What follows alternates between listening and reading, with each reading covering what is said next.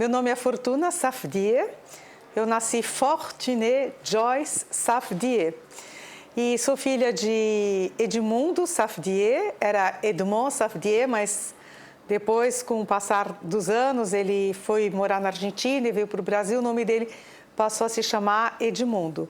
E minha mãe, Raquel Betech de Safdie. Os meus irmãos, Helena Safdie Levi, Gabriel Safdie e Edgar Rafael Safdie. Eu sou cantora, compositora, produzo vários projetos.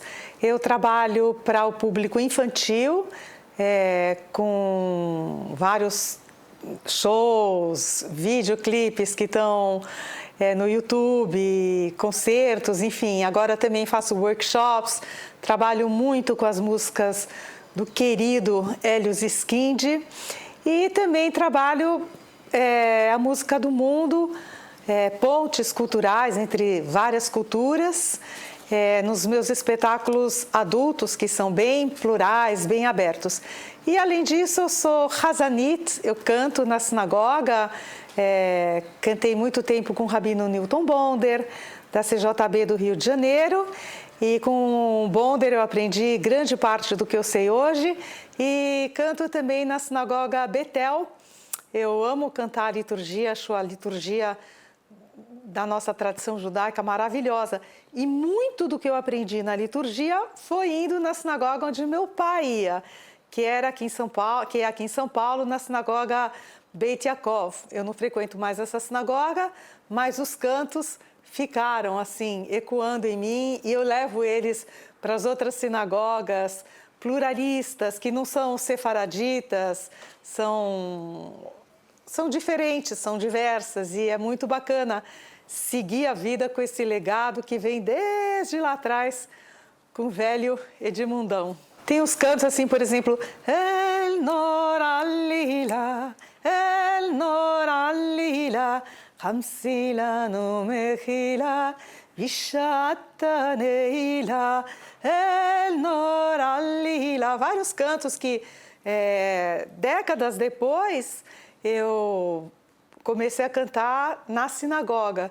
E todos esses cantos, quando meu pai estava morrendo, era a bar mitzvah do neto dele, né, o Vitor Levi, e eles estavam todos em Nova York. Minha irmã mora em Nova York, a Helena, e minha mãe estava lá, os meus irmãos estavam lá, eu estava praticamente sozinha, assim, no leito de morte do meu pai no hospital, e eu cantava o tempo inteiro para ele, Ana Bekoach, até desligarem as máquinas, né? Era Baruch Shem Kevod Malchuto Leolam Vaed, Baruch Shem Kevod Malchuto Leolam Vaed. E aí, né, cantava. E meu pai cantava muito. Meu pai cantava em todas as festas de casamento. Ele cantava quando ele podia, ele pegava o microfone e cantava. Cantava em árabe, em francês, em espanhol, em português. Aqui uma foto do meu pai cantando, jovem.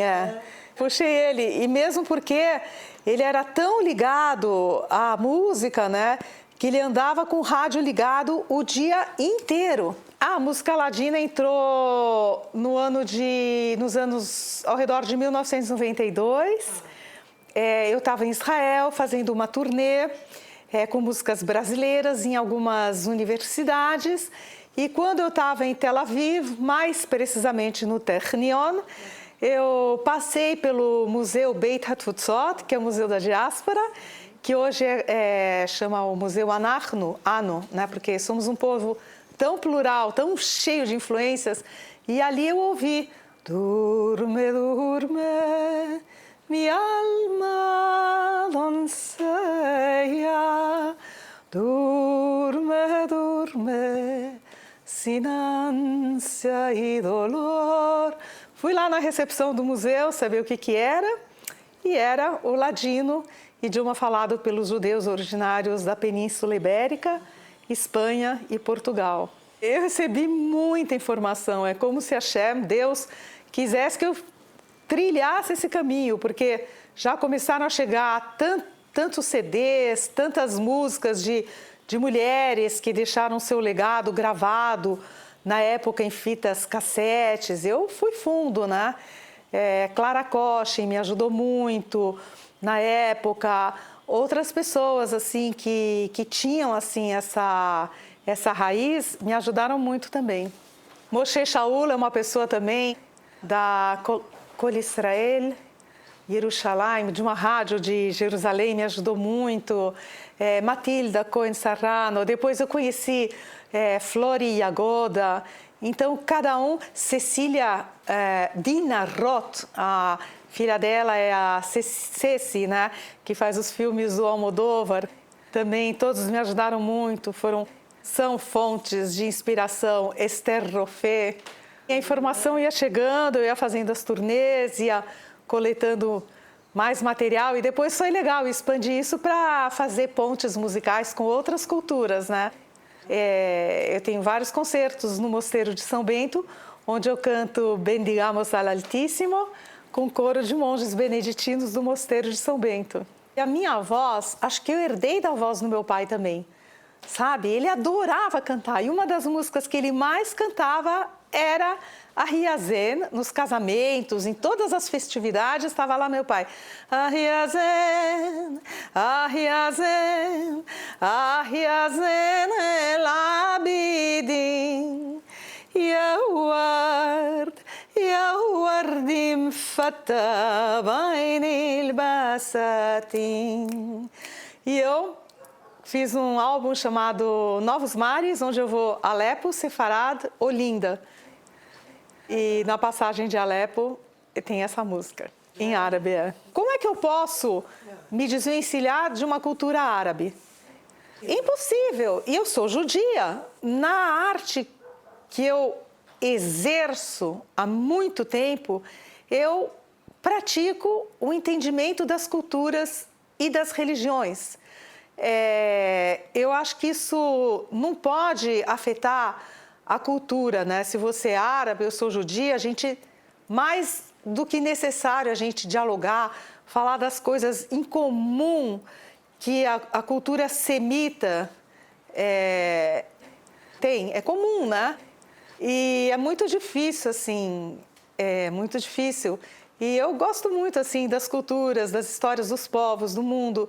Durante muitos anos eu tive um programa na Rádio Eldorado, depois na Rádio Cultura FM, na Rádio UOL. Eu gosto muito da cultura, das culturas do mundo e como elas podem aproximar, né, e quebrar todas as pontes. Meu pai nasceu na cidade de Alepo, na Síria, e ele diz que ele é um sírio não muito sério, né? Ele brinca, ele era muito bem-humorado. Ele nasceu dia 6 de maio de 1929, então em Alepo, na Síria, mais precisamente no bairro de Jamelie, né? Os irmãos do meu pai eram Moïse, Alberto, Joseph e Margot. Ele se casou com a Raquel Betesh de Safdie, cujos pais eram Hélène Betesh e Edgar Betesh. Os meus pais se conheceram num casamento em Milano, né? Meu pai naquela época estava em Milão e minha mãe estava passeando com os avós, com os meus avós, e encontrou meu pai no casamento. A minha mãe morava já na Argentina, sendo que a família dela era de Manchester. Saíram de Alepo, foram para Manchester e de lá eles viajavam direto para Kyoto, para outros lugares no Japão, em função do comércio de tecidos crus naturais, né? Que depois eles processavam, enfim, revendiam. E toda essa rota da seda, né, que tinha na época. Ele conta assim que ele teve uma infância muito feliz, né? E que naquela época todo mundo vivia assim muito bem, né? Com muita alegria e muito respeito, né? Até que se declarou que a Palestina então seria parte dos árabes, parte dos judeus. Neste momento, que foi em 1947, houve uma reação muito violenta para os judeus, né? Que tiveram que sair das suas casas. Então, Hoje primo irmão, Jabra Harari, me contou que quando isso começou a acontecer em Alepo, o pai dele ficou assim, andando na rua, vagando pelas ruas, fora de casa para não ser atacado. E a mãe dele, junto com Ezra e o Gabriel, os dois são gêmeos, foram para o Líbano com uma funcionária, uma pessoa que trabalhava na casa da minha avó, para escapar. E eles escaparam da Síria como se eles fossem filhos dessa funcionária da casa da minha avó. Ela pegou cada um embaixo do braço e os dois gêmeos foram com essa governanta, essa funcionária, foram para o Líbano. E eles passaram como se eles fossem filhos dessa senhora, assim, muito querida, porque salvou eles. Ela, obviamente, não era judia, né? E o meu pai, aconteceu uma coisa insólita com ele. Porque, bom, aí ele foi de Alepo para o Líbano, né? O Líbano era a Paris do Oriente Médio, né? E quando ele chegou lá, bom, enfim, se instalaram lá e resolveram ir para Gênova, na Itália. Meu pai, então, estava estudando na faculdade em Beirute, comércio, finanças, alguma coisa assim. Em Alepo, meu pai estudou no Lycée Français, no Liceu Francês, e nas palavras dele, depois fui para Beirute, no Líbano, estudar na American University of Beirut, seção française, para obter o BAC, que é o bacalaureado. Então, o que aconteceu? Meu pai só chegou em Milão em 1950. E voltando então para trás, em 1947, 48, eles foram para o Líbano e também a situação começou a ficar ruim no Líbano, né? Então, eles compraram uma passagem de navio do Líbano, onde meu pai estudava, para ir até Gênova, na Itália, e de Gênova eles pegariam um trem para chegar em Milão, né? O que aconteceu? Meu pai foi com meu avô, Jabra Safdie, se despedir dos primos irmãos, né? Eles trabalhavam todos juntos e nesse momento vieram os primos da família Dueck, né? Eles tinham uma empresa juntos, eram sócios, faziam comércio e faziam negócios internacionais e também com tecido, comércio em geral, né? E o pai do meu pai o Jabra, uma das pessoas mais visadas na Síria. Ele era muito conhecido como um empresário do ramo têxtil, ativo, inteligente e cordial. Ele ia para Osaka, Kyoto, Tóquio, mais ou menos a mesma rota do meu avô materno. Os tecidos eram exportados, enfim, vendidos ali no Oriente, né? Meu pai foi se despedir junto com meu avô, dos primos do meu avô. Aliás, meu avô era muito amigo do chefe de polícia de Alepo, né? Tinha muitas recepções, muitos jantares. Ele diz, né?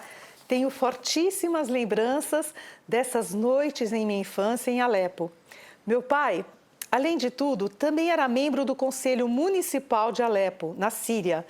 Esse conselho era como se fosse hoje o Congresso Nacional, o que lhe outorgava muito poder e prestígio. Ainda nas palavras do meu pai, Edmundo Safdie, ele também era amigão do chefe da polícia de Alepo e principalmente do cônsul-geral da Inglaterra. Quase todos os finais de semana, de noite, o cônsul-geral da Inglaterra vinha em nossa casa tomar um drink, jantar e jogar bridge. E mais do que uma amizade formal, os dois cultivavam estreitas afinidades e eram realmente muito próximos.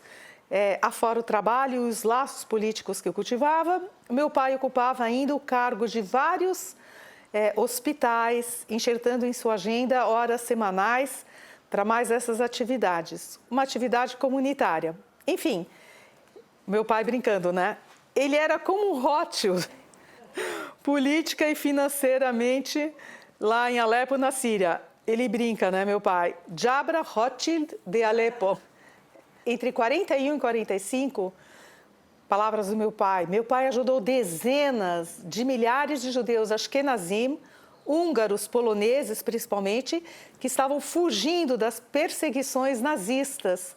E eles conseguiam chegar até a Turquia, e da Turquia eles chegavam a pé na cidade de Alepo, exaustos, sem nenhuma documentação, sem nada, né? Eles lutavam assim pela vida, literalmente, como um refugiado hoje. Era um cenário dramático, eles chegavam a pé e eram presos nas cadeias sírias, né? Foi aí que meu avô interferiu e conseguiu documentos para eles saírem, alojou todas essas pessoas nas famílias que já estavam estabelecidas em Alepo, na Síria, né? Ele libertou um a um, alojando-os nas sinagogas e hospitais locais. É muito forte isso. Por isso que ele era avisado, né? E também ele providenciou um número sem fim de passaportes, possibilitando que eles fossem, então, para a Palestina. Antes de 1948, não tinha ainda o Estado de Israel, né? E quanto ao visto, ele conseguiu os vistos com um amigão dele, cônsul da Inglaterra, com quem ele jogava bridge, né? Ele garantia para o cônsul sabia que não era verdade, que eles iam voltar, né? E davam um affidavit, né? Na época, era um documento de que eles iriam voltar, uma garantia de que eles iam voltar para a Síria. E, claro, eles não retornaram, né? Meu pai até menciona, né, que quando ele ia para Israel, ele encontrava várias pessoas dizendo, olha, reconheci o sobrenome Safdie, ele era abraçado, beijado. As pessoas choravam, compulsivamente agradeciam, porque ele dizia assim, your father saved me, seu pai me salvou, né? E aí meu pai tem uma importância muito grande em Yad Vashem, porque ele presenciou muito isso. Ele sempre, na origem, teve uma aproximação muito forte com a comunidade Ashkenazi, dos judeus da Europa, né? Ele se identifica, diferentemente na época, né, da maioria dos judeus, entre aspas, turcos, que vieram do Oriente Médio, né? Aí, o que aconteceu? Quando ele saiu para ir ver para se despedir dos primos, né? Meu avô, o Jabra, estava com meu pai. Eles chegam para se despedir dos primos.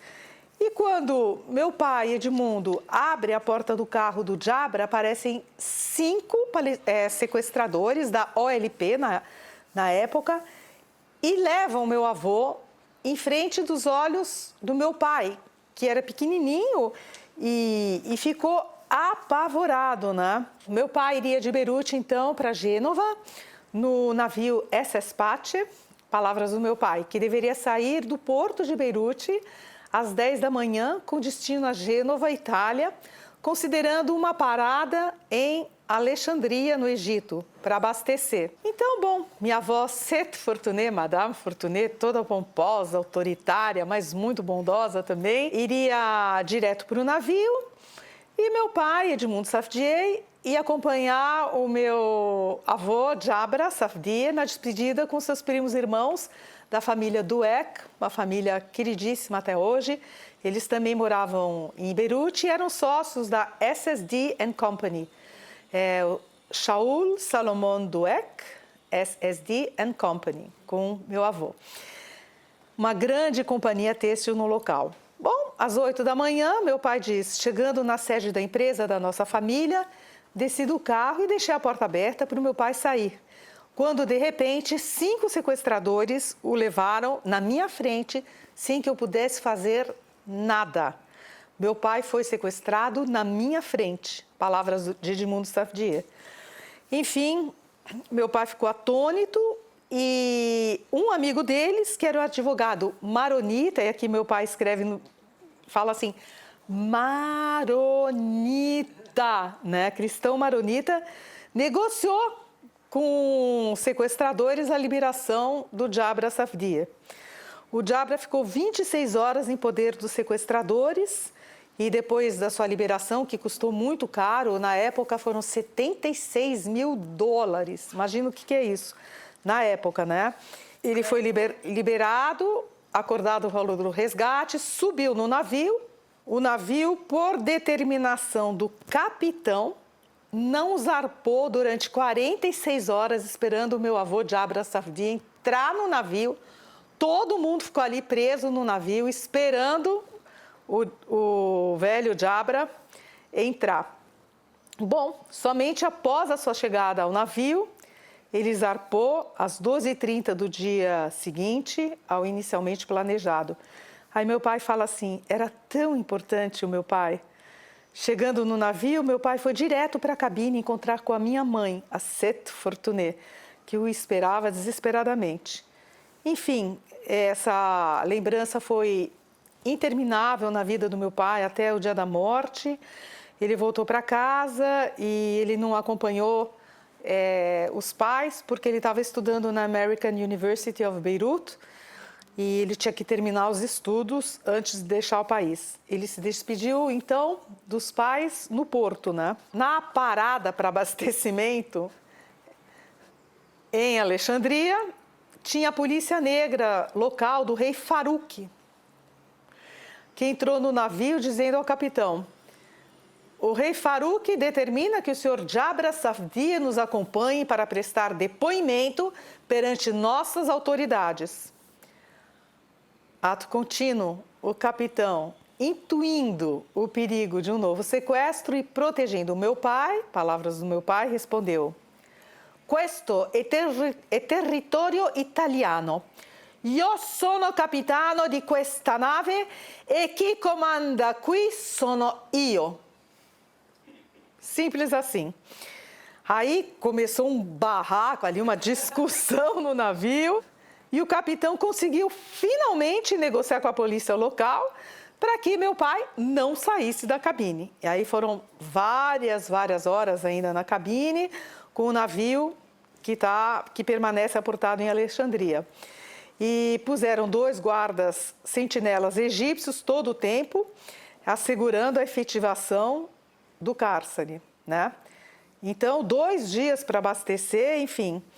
O capitão entrava e saía da cabine levando comida e bebida para os pais do meu avô, até que o navio abastecido deixou o Egito e seguiu definitivamente mar adentro para a Itália. Você sabe como eles tinham saído do Líbano? Com o passaporte do cônsul do Irã, um passaporte iraniano que ele conseguiu, os meus avós, né? E aí eles partiram com... Então você vê que na época... Não tinha esses ayatolás, essas histórias todas, né? Era uma outra relação, precisava de um outro passaporte, né? Até quando o meu pai chegou em Milano ou em Gênova, a pessoa do serviço lá de passaportes, né? Perguntou, e tu, cosa soy? Alguma coisa assim, né? Ele falou, io sono hebreo. Aí ele falou, passa, né? Foi, assim, uma coisa muito importante para o meu pai, né? E meu avô, Jabra, dia 31 de outubro de 1949, morreu com 62 anos de um ataque cardíaco fulminante e foi enterrado ali num cemitério que possui uma pequena área reservada aos judeus. Ele ficou em Milão um tempo. Aí ele e um tio da minha avó, Seth Fortuné, Rahmo Nehmad, também está enterrado nesse cemitério. Até hoje os 2 estão lá. E eu fui recentemente para Milão, não consegui encontrar o túmulo dos... Não, fui no cemitério judaico, mas eu acho que eles não foram enterrados no cemitério judaico, eu não sei. Em Milão ele conheceu minha mãe. De Milão, minha mãe era argentina, de família de ingleses de Manchester. E aí, de Milão, eles foram para Buenos Aires. Quando ele chegou em Buenos Aires, ele casou com a minha mãe. Meu pai conheceu minha mãe no casamento do meu tio, acho no Hotel Príncipe de Savoia, em Milano, né? A sua mãe, os pais dela estavam em Manchester, mas eles eram originalmente da Síria também? De Alepo. Tá. Big Joe, Grandma, que é a Raquel Betesh, viveu em Alepo, depois foi para Manchester, e aí faziam todas essas viagens. Aquele retrato é meu avô de samurai, pintado por uma pessoa do Japão, meu avô materno. Edgar Betech. E aí o seu pai conheceu a sua mãe? Foram para a Argentina, para Buenos Aires. De Buenos Aires vieram para o Brasil, porque ele tinha família aqui, tinha os primos, enfim, muita gente da família do Eck, Nehmad, enfim, de Milano a Buenos Aires. Aí meu pai fala, após tirar o BAC na American University of Beirut, section française, passei alguns meses em Milano, aí ele ainda foi para Sorbonne, ficou estudando lá e aí conheceu minha mãe em Milão e decidiu se mudar para Buenos Aires. Toda a família do Eck estava em Buenos Aires. E de Buenos Aires passou a representar outros negócios. Ele gostou da cidade, mas ele montou uma empresa de importação com 2 primos irmãos. O pai deles era sócio do Jabra, pai do meu pai, meu avô, em Alepo. Era a Jabra Safdie Company e também em Beirute, né? E também lá naquela cidade simpática, acolhedora, ele começou a namorar com a dona Raquel, com quem ele ficou casado 54 anos. E ele diz aqui, eu havia conhecido em 1951, num casamento no Hotel Príncipe Savoia, quando ela acompanhava seu avô numa viagem a Milano. Dançamos aquela noite e após aquele dia, somente voltei a encontrá-la algum tempo depois, já em Buenos Aires. Namoramos e nos casamos em 1956. Meu avô materno nasceu no Haiti. Porque ele tinha acabou ficando lá, né? Eles tinham uma empresa, Joseph and Joseph Betech, era o nome da empresa dos 2 primos irmãos, né? Meu bisavô materno e o primo irmão dele. Enfim, aí meu pai, o avô da minha mãe, Big Joe, saiu de Alepo com 14 anos, né? Sem nenhum recurso financeiro. E ele se fez no ramo têxtil, onde se destacou sobremaneira anos mais tarde. De Alepo viajou para Manchester, enfim, depois para Paris, para o Haiti, para os Estados Unidos. E é engraçado assim, né? Porque como as pessoas evoluem na necessidade, né? Meu pai se associou à Dow Chemical, aqui no Brasil, com um senhor chamado Engelmeyer, e ele virou representante da Dow, depois sócio da Dow, depois virou um banqueiro internacional. Ele fez uma vida muito rica do ponto de vista comunidade judaica, né? Ele teve uma atuação mundial, né? Incrível, né? Ele criou um instituto para a AIDS, quando era o maior preconceito ainda contra a AIDS, em Tel Aviv.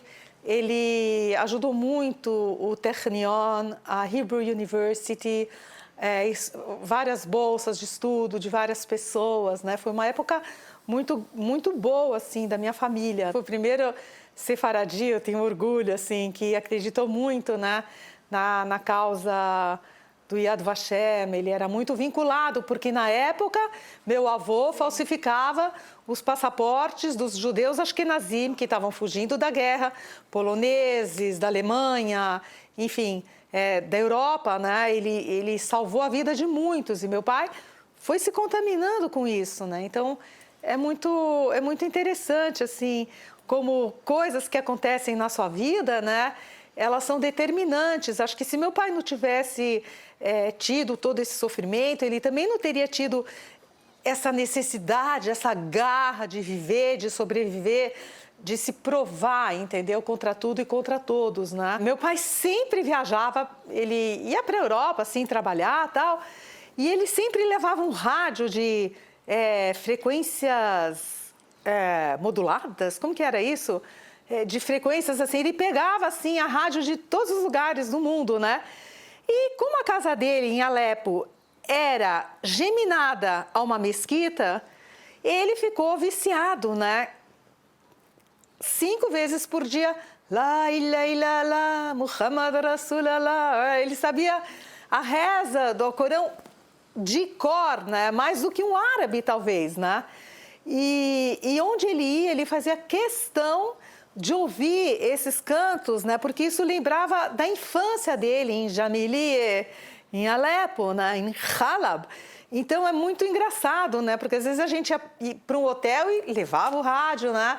E era assim inacreditável esse vínculo que ele tinha com a cultura árabe, com a espiritualidade árabe, porque aquilo caracterizava a infância dele. Então, essas guerras todas são muito dolorosas, né? Porque, né? Na veia dele, ele é árabe e judeu, judeu e árabe, né? Até a forma de cantar o serviço religioso, Nusach, como se diz, né, em hebraico, sefaradi, vem aí dessas mesclas, né? Né? É incrível, né?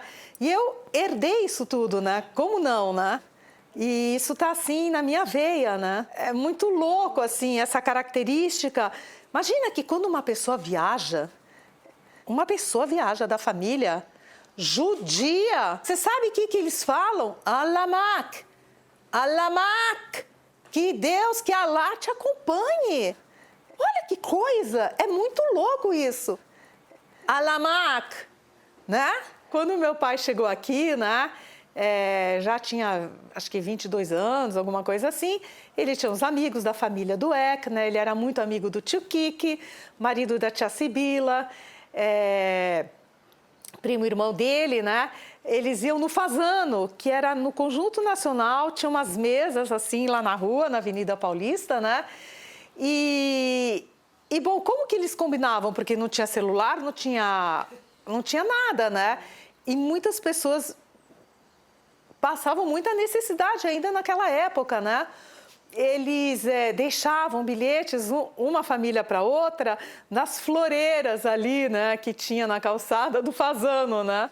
Eles se comunicavam assim, achei uma coisa assim engraçada de contar, né? Quando ele veio para São Paulo, eles moraram primeiro na Vieira de Carvalho, né? Onde eu lembro da minha avó, Cedo Fortuné, nossa, brava, nossa, meu Deus, ela era assim uma coisa, né? Ela fazia um lahambadin, uma esfirra, né? Com um gostinho assim meio de tâmaras, é uma coisa, né? E meus avós maternos em Buenos Aires iam até o bairro chamado Once, era o bairro dos judeus, para comprar esfirra, né? Lahambadin, né?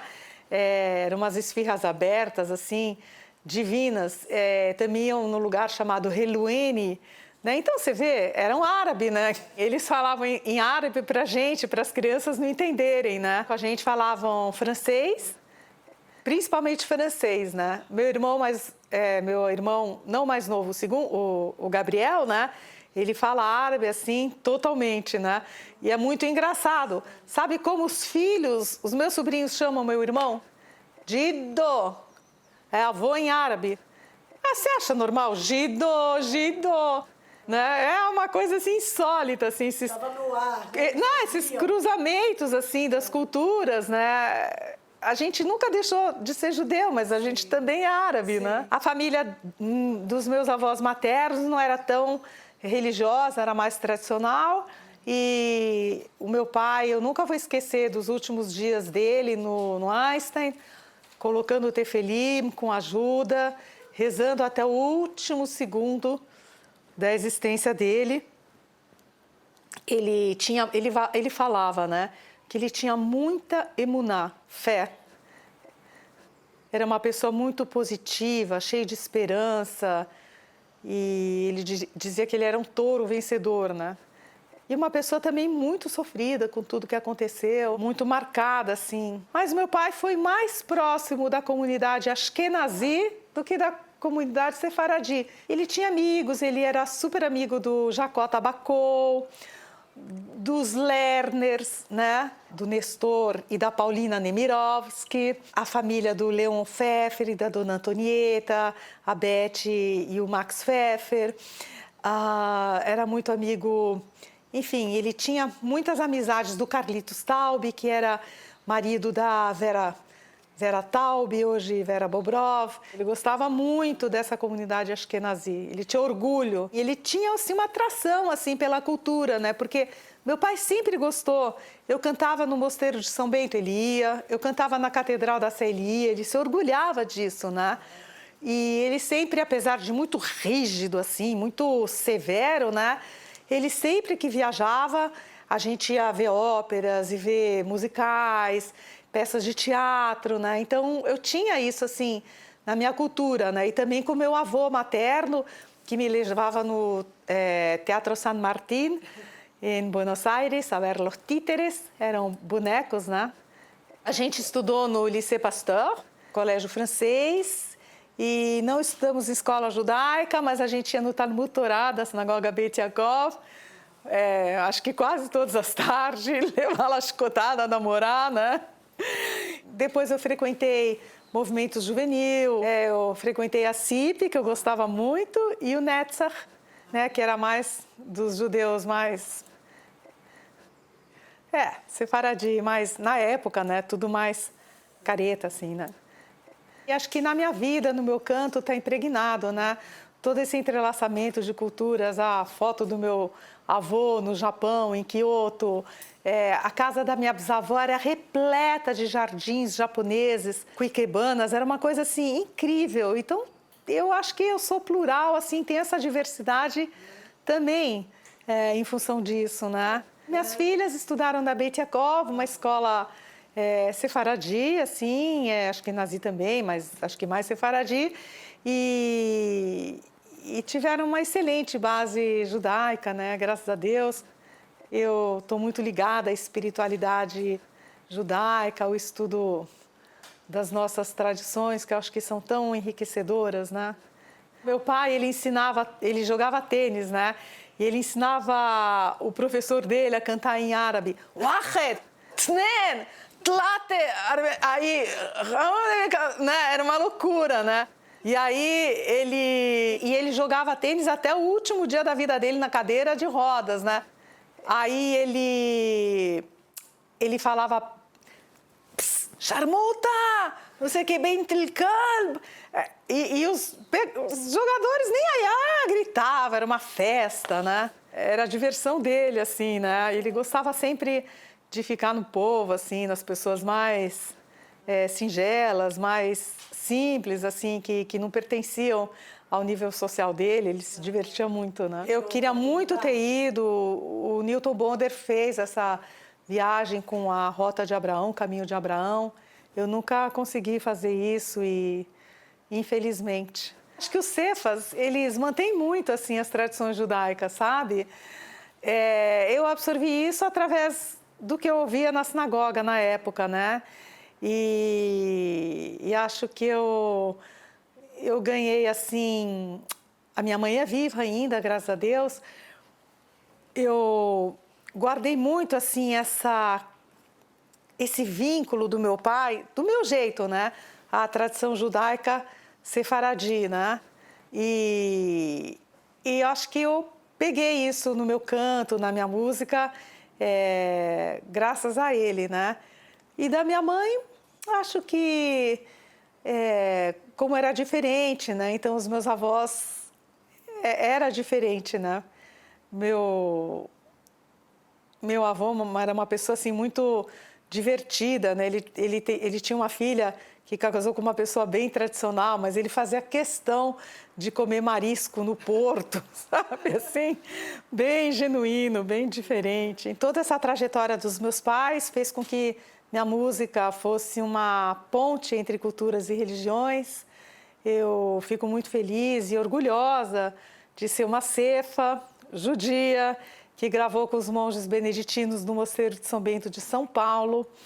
E estou muito feliz de ter participado, de ter entrado em contato com várias culturas do mundo, vários grupos, né?